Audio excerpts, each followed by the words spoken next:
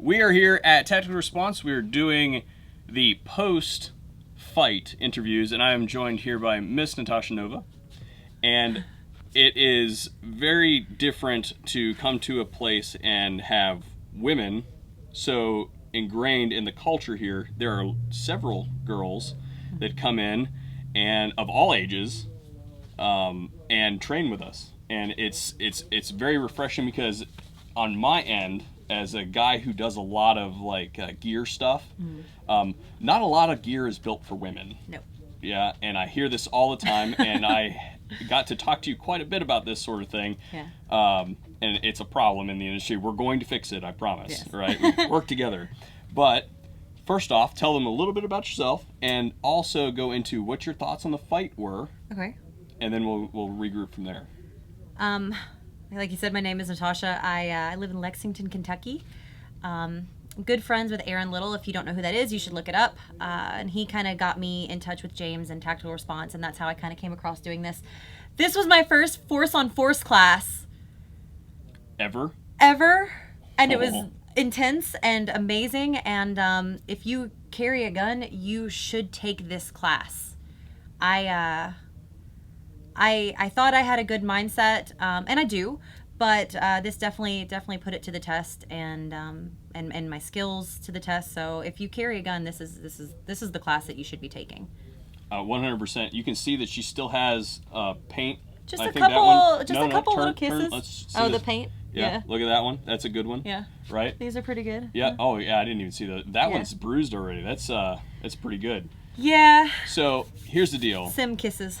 There are women in the gun industry that are literally there for decoration, right? You see it on Instagram all the time. I hate that term, gun bunny. Yeah, I we hate have it. a term, right? We're not going to use it in this case because Natasha is not a gun bunny. And I was talking to some of my friends, and I have to say to you that I am sincerely impressed with the performance that I saw here, like the ingrainment in the scenario one, and then the debrief. Like we sat across from each other, and you wouldn't even speak to me half the time until you were done writing your debrief. Yeah. Right? You were so into, and that is something you just don't see a lot. Well, I mean, I'm here to learn. I want to learn.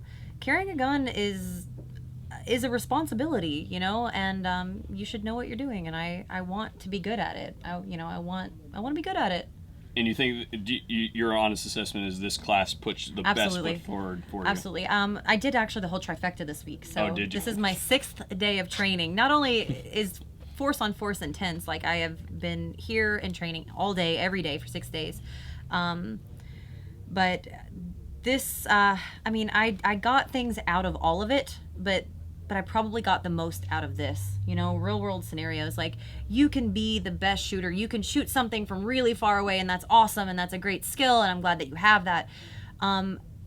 It matters way less when somebody is attacking you right here, how far you can shoot, and if you can get your sights on whatever, like plinging steel from far away, that's awesome. But it's a totally different, and deciding when to shoot.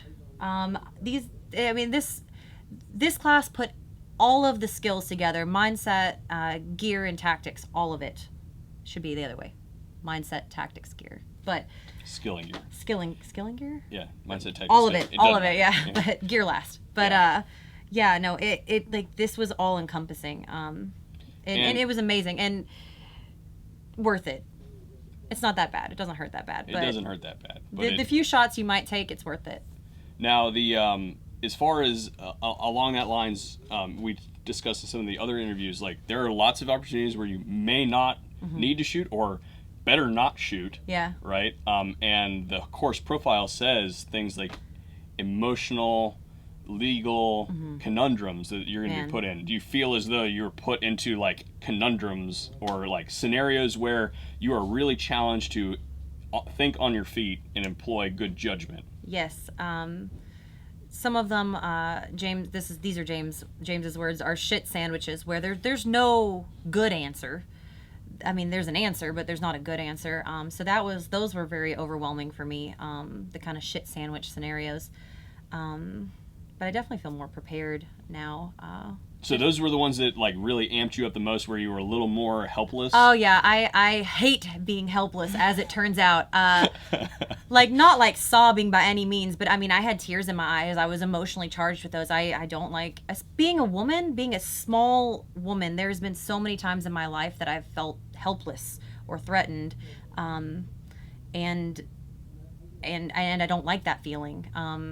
So yeah, those were the ones that like resonated with me the most. But something being helped, like talking about being a woman, something that I actually found that was beneficial for me was I'm a good diffuser. Like, some of the situations where you maybe didn't need to shoot, or you maybe didn't even need to draw your gun, I was really good at diffusing them, because I'm used to doing it all the time to stranger danger who wants my number. Like, oh no, I'm good, sorry, you know, I'm married, which is a lie, but I'm married, you know, like whatever it is that to diffuse that situation, whatever I need to say to get myself out of this uncomfortable situation, I do that. I'm used to doing that. I've been doing it for 10 years, so those were more comfortable for me. But the helpless ones I did not like. I think we might actually roll this video into a larger self video. You carry appendix. I do. They can't see that right now because you are basically a dwarf. But what do you carry? I have on me. I have a Glock 43. You have a Glock 43. Mm-hmm. You do carry larger guns. I do. From time to time. How do you find, in general, the self-defense market for women to be? It's coming around.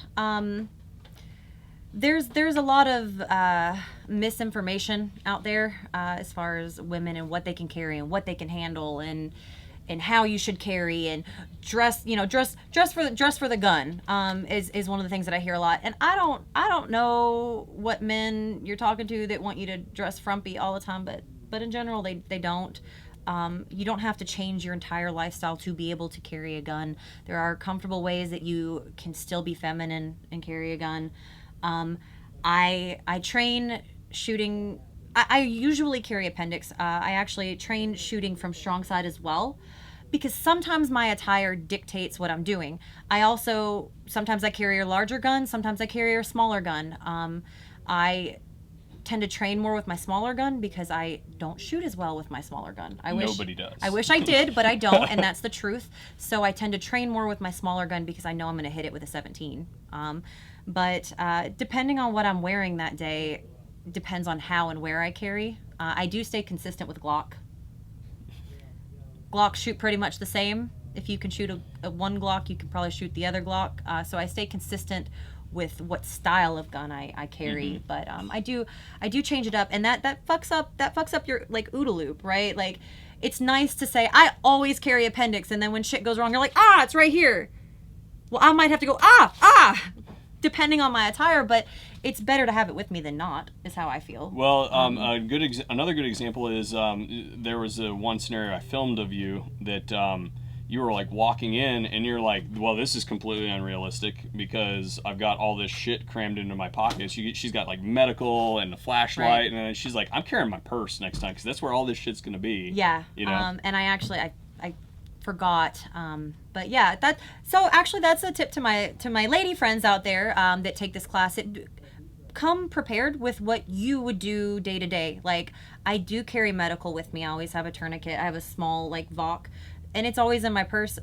But I didn't bring my purse into the scenarios, so that was like, partly I didn't want that particular purse to get like shot up if it happened to. Maybe bring a spare purse. But yeah, bring a spare purse, bring an old purse or something, and try to make these scenarios as realistic as you can. Are you gonna go to a bank without your purse? Right. Like when they were like, "Give me your wallet," I was like, "It doesn't exist because I didn't bring my purse." Right. Like pretend wallet. Yeah. Like. I mean, even I have a purse. I mean, sort of.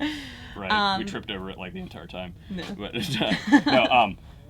But seriously, I mean, you can drive this particular class, the fight, into however you want it to be. Yeah. There are lots of scenarios where, you may not get the ending that you thought it was going to. That is true. Very true. Yeah. So, so it's Natasha approved. Is there anything in particular one thing that you could say that this class really changed, or will change in the future, the way that you conduct yourself on a day-to-day basis? Man, it changed. It changed a lot of things. That's a tough question. I'm a good interviewer. Yeah. People, right?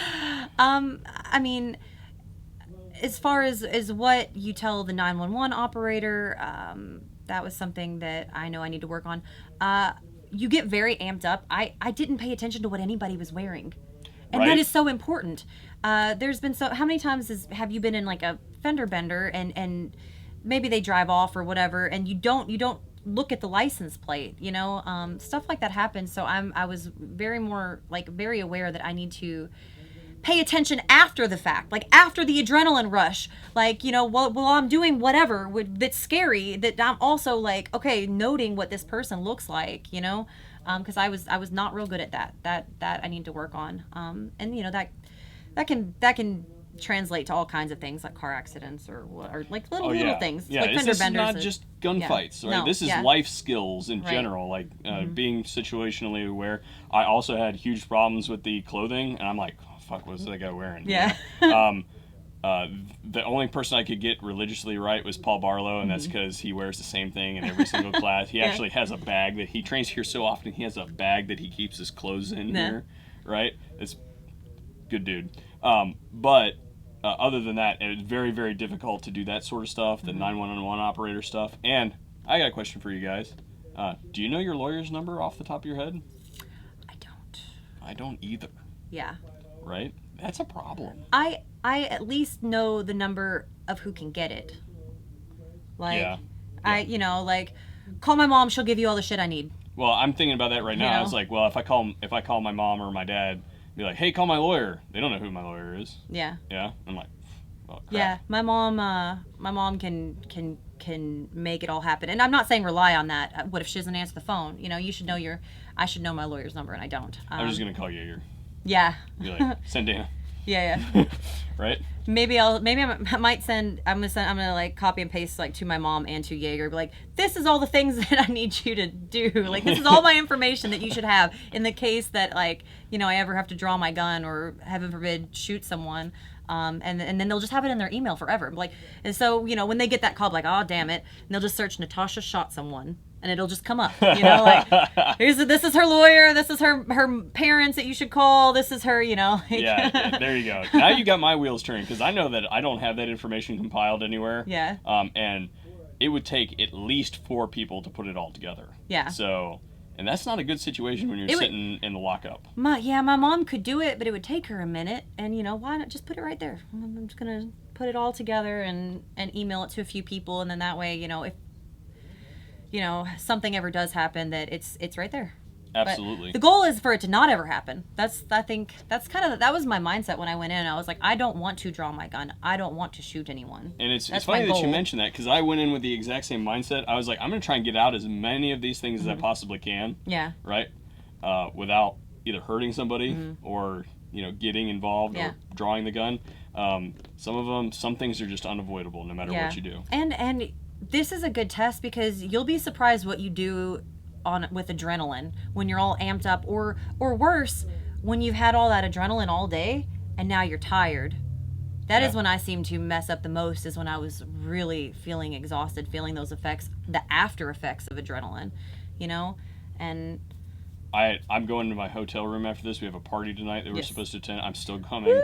Woo! But I'm going home and I'm going to eat something. I'm going to go to my hotel room and I'm going to go take a nap, right? Yeah, and unwind a little bit. Yep. And a shower. Gotta have a shower. I would like also a shower. Yes. Yep. Well, do you have anything else you'd like to say to the peoples of the YouTubes?